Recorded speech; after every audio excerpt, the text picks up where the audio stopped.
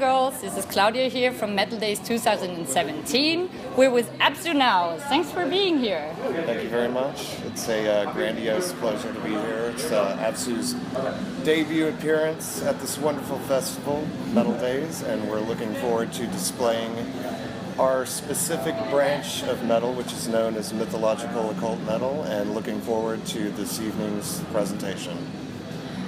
So your presentation comes from the heart, from the soul, or from deep down under? All of the above, yes. Everything. Yes. And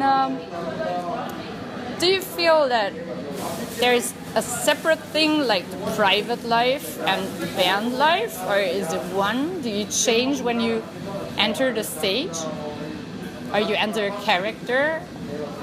No, when I enter the stage, it's a part of my everyday existence. Mm-hmm. So from morning to evening, being on stage, it's all equivalent. Mm-hmm. And it's all ABSU.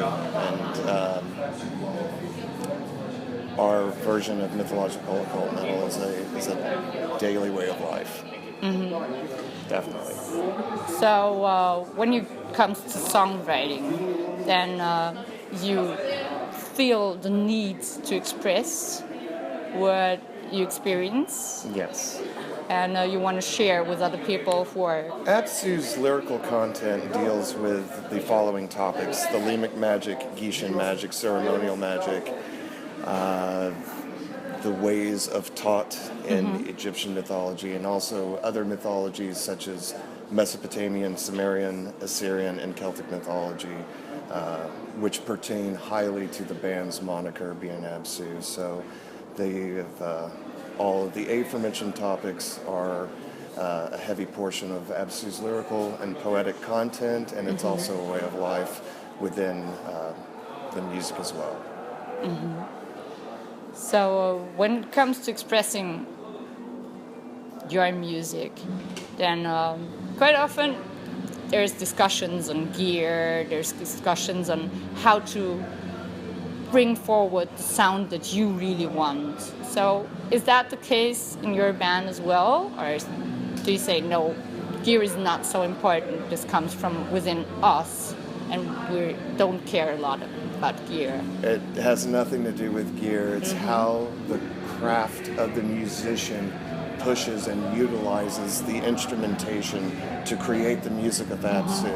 It has nothing to do with gear. It's about the craftsman and the artisan that actually drives the music and the occult force and science behind ABSU's music. So it really has nothing to do with the top, middle, or bottom shelf of equipment. Yeah. It all comes from the mind's eye.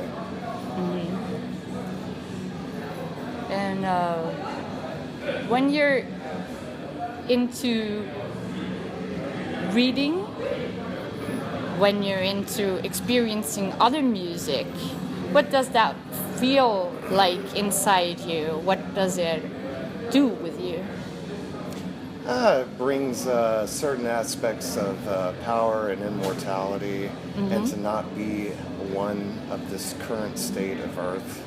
I have a heavy passion for misanthropy, and as far as music is concerned, let me back up just a little bit. The music of ABSU is mythological occult metal, and when I say this particular moniker, I look at it on a musical concoction of black metal, death metal, thrash metal, traditional heavy metal music, and hard rock, and progressive elements. So I take those 5 subsidiaries of metal music and combine them into one force, which is ABSU's music. So I never like to be labeled as one generic subsidiary of metal music, such as black or death, even though those elements are very heavenly fashioned within our music. But we're a collage of different styles. And experiencing your own music and maybe also music of other people, that's a feeling within you that you feel gives you strength inside, and you can also share with other people? It does, more or less. I mean, I think I can speak for the other members of ABSU that we're all avid lovers of a lot of different styles of music. So it really just depends. I mean, we all have very diversified minds as far as music is concerned, and don't pinpoint our love and admiration towards one style of music. So I think we all come from different musical backgrounds, and I think if we were all into the same style of music, ABSU would be a very generic band. So I think having diversified taste and likes in different music makes a unique band. Yeah. There's different types of music, as you said. There's different types of literature and maybe paintings. So what is it that makes something that happens in the world become art? Would you define yourself as an artist? Definitely. I'm not a musician. I'm an entertainer. Okay. I'm a scientist and an entertainer, but I'm not a musician. And it depends on how you perceive art. It depends on how you look at it, how you scrutinize it within your mind, within your heart, within your soul. So it's a very perpetual question to answer, but I think I've answered it for you. So it's a question that has a lot of sides to it. So since you say you're not a musician, what for you is the feeling towards the difference of saying, okay, this is a musician and another person is more of an artist? Well, being an occultist and a mythological artisan, the way that I perceive being the entertainer is projecting it through music. And that's what the other members of ABSU are. They're actually helping me channel these energies out. So that's the way I perceive it. Even though I am a drummer, I am a vocalist, but the aforementioned topics that I just mentioned help me perceive and project these type of energies out on the stage. And it's the best way for me to express these feelings and notions from what I have learned in the past, but I want to educate and instruct the audience at the same time.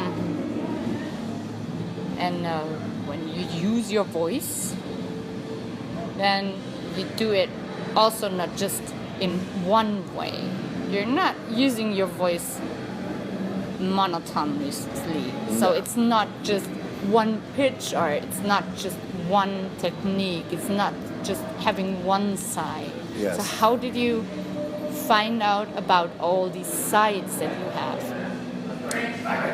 When the lyrical content is drafted for the music of ABSU, I always project myself into character, being on literary and poetic tenses, being first person, second person, third person. So I'm either in narration mode or I'm in character mode. So I do use different voices that are projected on stage. Some being myself as Proscriptor, some as gods and goddesses from certain mythologies, and that's the way that they're exhibited on stage. Right.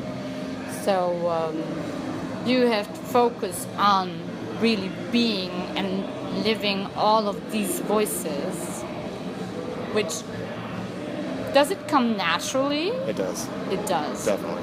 Yeah. Absolutely. Absolutely. I like that one. I do too. It's choice. Oh yeah. Choice. That's choice. Thank you. And when it comes to technical aspects of the voice, do you happen to feel that also new forces come into your voice, which is changing over time, or does it stay within a certain range? It changes. It depends on the atmosphere and the environment of the venue or an outdoor festival that we are performing at. There are a lot of different variables on how that is on a physical aspect, but prior to the performance, I always have to mentally mold myself into character before entering the stage. Yes. So what will happen next? Is there a new album coming out? There Are you is. planning anything? Yes, we started recording an album 2 years ago, which will be on Spine Farm Records, and hopefully we'll see a release date at the end of 2017. We have been doing a lot of extensive touring since the release of our previous album, which was released 6 years ago, 2011. So we wanted to endure on a heavy touring campaign, which I think we've proved to the world as we have toured all across the world. And this Summer Festival tour will be the end of touring for this last album. So once the completion of this tour is done, then we will complete the new album, which is approximately 85% completed. So that's the next objective. So with the outlook for a new album, go watch the shows, enjoy all the feeling that you can experience, that you can share. And thank you for the interview. Thank you very much. Thank you.